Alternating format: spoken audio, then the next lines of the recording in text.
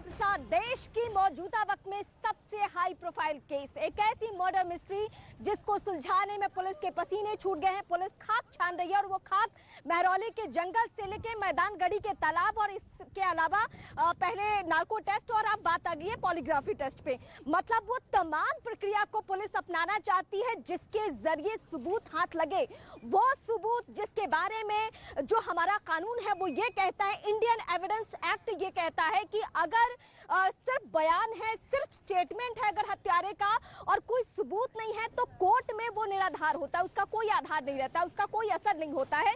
यही वजह है कि पुलिस को यह पुख्ता तौर पे मालूम है और पुलिस जंगल से हड्डियां लेकर गई है। एफएसएल की टीम वहां जांच प्रक्रिया आगे बढ़ा रही है। इसके अलावा डेवलपमेंट ये है कि जिस जगह पे मैं हूं इस तालाब में सिर होने का अंदेशा है। ऐसा कहा जा रहा है कि ये जो तालाब है, मैदानगढ़ी का ये जो तालाब है, यहाँ पे कल शाम को पुलिस की टीम और टीमें यहाँ पे पहुंचती है और ये कोशिश की जाती है, क्योंकि ये भी किसकी निशानदेही है, आफ्ताब ने इसके बारे में भी सनसनीखेज खुलासा किया है। क्योंकि ये कहा जा रहा था कि अगर 35 टुकड़े हैं तो 35 टुकड़े में से वो सिर कहां पे गायब है। सिर के बारे में उसने कहा कि ये वो तालाब है, इसी तालाब में उसने सिर डाला है। क्या ये सच है? इस सच्चाई की पड़ताल करने के लिए हम भी यहाँ पे पहुंचे हुए हैं, लेकिन इस वक्त एक एक करके वो तमाम बड़ी खबर हम आप तक पहुंचाएंगे जो इस केस से जुड़ी हुई है। इस वक्त की सबसे बड़ी खबर ये भी है कि अभी जो नार्को टेस्ट को लेकर आज सस्पेंस बना हुआ था कि आज पूरी प्रक्रिया उस तरीके से चल रही है, अभी थोड़ा वक्त लगेगा। उसके लिए वक्त इसलिए लगेगा क्योंकि उससे पहले अब कहा गया है, जो टीमें हैं, जो एक्सपर्ट टीमें हैं, वो कहती हैं कि पहले पॉलीग्राफी टेस्ट होना है। वो भी नार्को टेस्ट का एक पार्ट ही है। उसको आप इस तरीके से देख सकते हैं कि एक ऐसी मशीन का इस्तेमाल होगा जिसमें नार्को टेस्ट का से पहले ये जो प्रोसेस किया जाएगा उसकी डिटेल जानकारी मैं आपको दूंगी। लेकिन हाई कोर्ट से भी एक बड़ी खबर आ रही है। दिल्ली हाई कोर्ट में याचिका के तौर पे ये मामला पहुंच चुका है और याचिका में ये मेंशन किया गया है कि देश की सबसे भरोसेमंद सर्वोच्च जांच एजेंसी यानी सीबीआई से इस मामले की जांच पड़ताल करवाई जाए। दिल्ली पुलिस के जांच पे किसी को कोई शक नहीं है। दिल्ली पुलिस पसीना बहा रही है, लेकिन फिर भी लोगों के मन में एक उम्मीद ये है कि जल्द से जल्द सीबीआई की टीम को अगर ये जांच प्रक्रिया सौंप दी जाए तो शायद ये मामला परत दर परत खुलते जाएगा कि क्या ये जो शातिर अपराधी है जिसने पूरी थ्योरी प्लान की है, साजिशन सब कुछ किया है, वो सिर्फ गुमराह कर रहा है या कुछ सबूत भी हाथ लगने वाले हैं।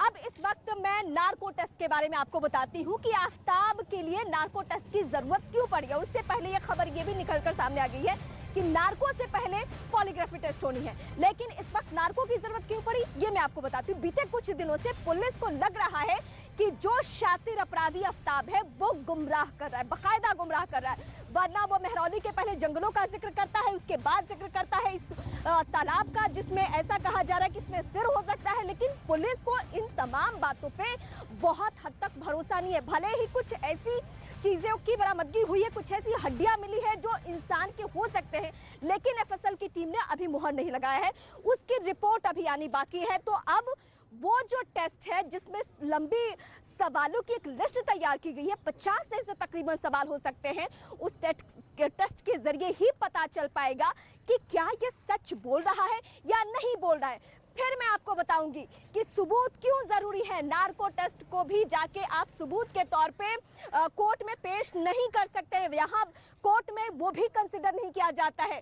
वो पुलिस को बस ये देखना है कि जो उसने पहले बातें बताई है पूछताछ के दौरान और जो नार्को टेस्ट में बताएगा, क्या ये बातें आपस में मैच करती है, क्या ये बातें सिमिलर है, ये बातें प्रूफ होनी बाकी है, इसके लिए टेस्ट होना है।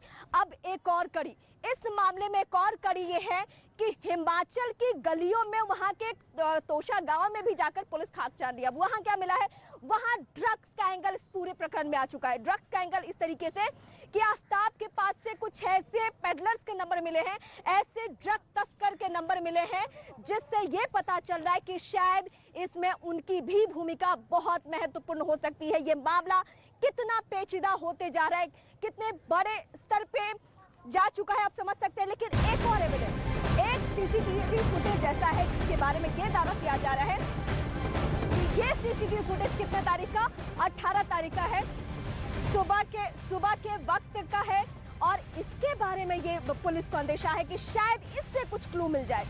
पुलिस जांच प्रक्रिया आगे बढ़ा रही है सिर्फ सबूत के लिए।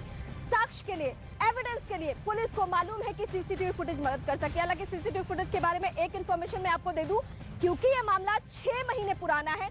6 महीने तक सीसीटीवी फुटेज को संभालना, उसको रिस्टोर करना बहुत मुश्किल काम है, लेकिन फिर भी टीमें अलर्ट है और कहीं से भी कोशिश की जा रही है कि उसके आसपास के इलाके से या कहीं से भी कुछ ऐसे फुटेज मिल जाए।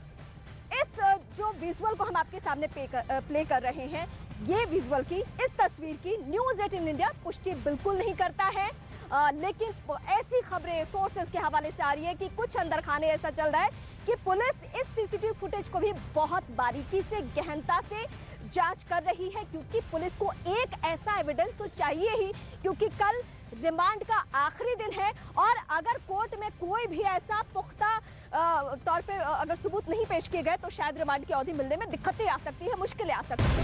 अब मैं फिर एक बार हिमाचल की खबर पर फोकस करूंगी कि हिमाचल से इसका क्या कनेक्शन आ गया है सामने।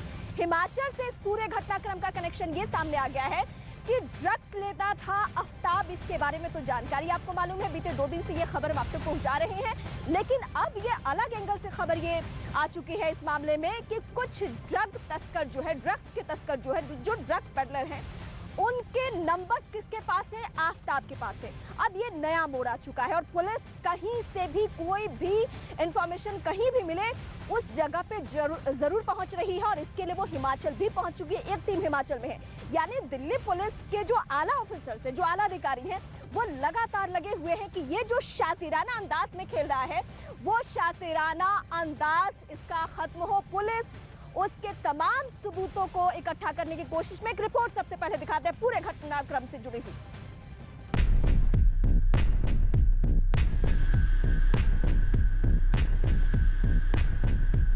हर बदलते दिन के साथ श्रद्धा की हत्या के आरोपी आफ्ताब की हर करतूतों से पर्दा उठ रहा है। जांच टीम को हर दिन नए सबूत, नए किरदार मिल रहे हैं। दिल्ली पुलिस की टीम को मुंबई में छानबीन और पूछताछ के दौरान ये जानकारी मिली कि जिस फ्लैट को आफ्ताब ने किराए पर लिया, उसमें रहने के लिए दोनों ने खुद को एक शादीशुदा कपल बताया था।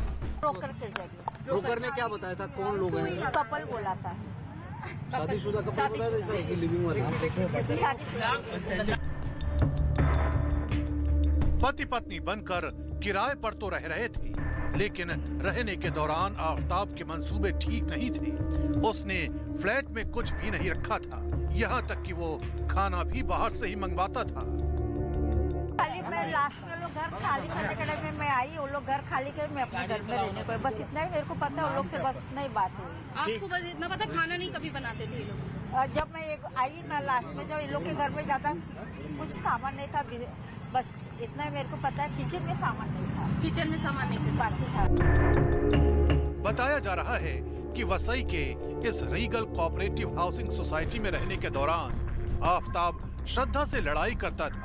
यानी जब वो दोनों इस घर में रह रहे थे, तब तक उनके रिश्ते में खटास आ चुकी थी। दिल्ली पुलिस ने सिर्फ आफ्ताब और श्रद्धा की पूर्व रूम ऑनर से ही नहीं, बल्कि उस सोसाइटी में भी पूछताछ की जहां आफ्ताब के माता पिता रहते थे। दिल्ली पुलिस की टीम यूनिक पार्क पहुंची और सोसाइटी के सेक्रेटरी से करीब 1 घंटे तक पूछताछ की, लेकिन पुलिस को पता चला कि माता पिता करीब 20 दिन पहले घर खाली करके चले गए थे। अब वो कहां हैं, क्यों गए, इसका पता नहीं चल सका। नहीं, सोसाइटी पे कोई सवाल नहीं उठाया जा रहा है। हाँ। और गायब हुए ऐसा कुछ नहीं है। वो मतलब कुछ 20 दिन पहले यहाँ से वो लोग कहीं बॉम्बे साइड शिफ्ट हो गए। आफ्ताब के माता पिता ने न सिर्फ मकान खाली किया, बल्कि अपना मोबाइल फोन भी बंद कर लिया, जिसके बाद शक और गहरा गया कि आखिर उन्होंने फोन बंद क्यों किया है, क्योंकि पिछले 1 साल में श्रद्धा और आफ्ताब के संपर्क में आया हर एक शख्स पुलिस के रडार पर है। दिल्ली पुलिस की एक टीम मुंबई के पास वसई पहुंची, जहां उसने एक लॉजिस्टिक कंपनी के मालिक से करीब 2 घंटे तक पूछताछ की।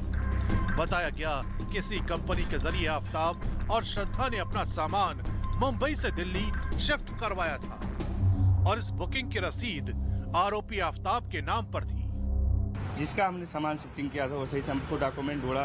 वैसे वाले पुलिस ने बोला आप डॉक्यूमेंट कुछ है तो ढूंढिए। कल तक ढूंढ रहा था, नहीं मिला, लेकिन रात को बहुत मेहनत किया, मिला। वो ले जाके हमने दिल्ली पुलिस आई थी जांच के लिए, उनको दिया पूरा पेपर डॉक्यूमेंट। अपन वसई से दिल्ली शिफ्ट किए, उनका सामान पहुंच गया, बाकी इसके बारे में अपना कुछ और नॉलेज नहीं है। इसी वजह से दिल्ली पुलिस ने उस लॉजिस्टिक कंपनी से संपर्क किया और उसके मालिक से कई सवाल जवाब की। खबर है कि इस दौरान पुलिस की कोशिश ये पता लगाने की है कि जब आफताब और श्रद्धा अपना सामान शिफ्ट कर रहे थे तब उनकी कंपनी के मालिक से क्या क्या बातें हुई थी और इसके साथ ही उन्होंने कौन कौन सी चीजें मुंबई से दिल्ली भिजवाई थी। हालांकि उस कंपनी के मालिक के मुताबिक आफताब और श्रद्धा से उसकी कभी सीधी बातचीत नहीं हुई थी और सब कुछ फोन के जरिए ही डील हुई थी। मेरी कोई मुलाकात नहीं, उस समय मैं गांव में था। उस समय मेरा लड़का जो काम करता है को इंक्वायरी पे गया, ऑनलाइन फोन किए, फिर इंक्वायरी पे गया। उसके बाद में उनका सामान बुकिंग हुआ, 20,000 रुपये में बुकिंग हुआ। 20,000 का अपने को ऑनलाइन जो पैसे आया मेरे मोबाइल में वो ट्रांसफर हुआ, पैसे दिए। ठीक है, 6 महीने की बात है ये। यानी पुलिस की कोशिश हर उस आदमी का बयान लेने की है जो किसी न किसी तरीके से पिछले 1 साल में आफताब और श्रद्धा से जुड़ा था, ताकि उसके जरिए पुलिस का कोई अहम सबूत मिल जाए जिसके दम पर वो अपनी जांच आगे बढ़ा सके। इस बीच पुलिस की एक टीम आफताब के परिवार वालों के फ्लैट में पहुंची जो मुंबई के मीरा रोड इलाके में मौजूद है। बताया गया कि आफताब के घर वालों ने वहां किराए पर यह फ्लैट लिया था